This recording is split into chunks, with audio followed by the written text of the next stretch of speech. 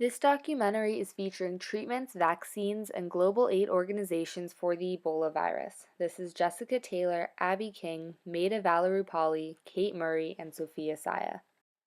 The Ebola virus begins its work by attacking specific types of immune cells. The first to be hit are the dendritic cells.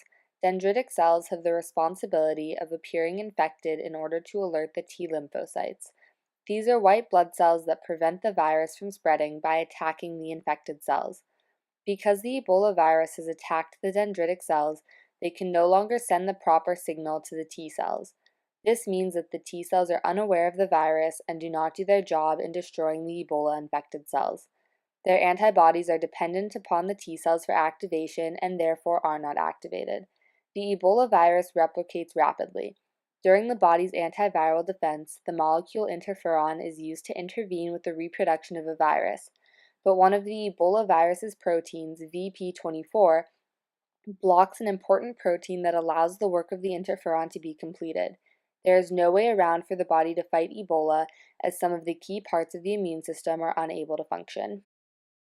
It's extremely difficult to treat Ebola for a multitude of reasons. Ebola is a viral infection. Viral infections are far more difficult to treat than bacterial infections because viruses only make a few proteins, which means the treatment has to be very precise in order to hit its target.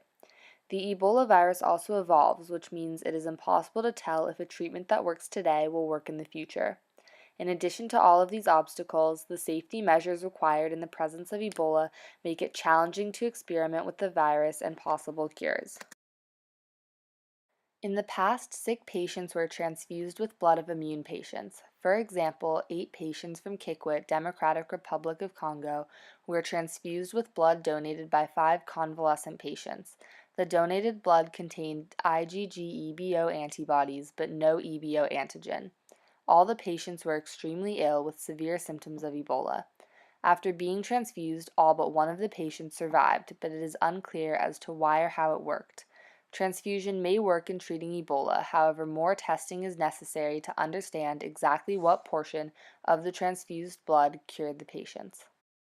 As of now, there is no vaccine or medicine approved by the FDA to cure or treat Ebola. Basic healthcare protocols such as administering intravenous fluids and balancing electrolytes or body salts, maintaining oxygen status and blood pressure, and treating other infections if they occur are being used by some doctors.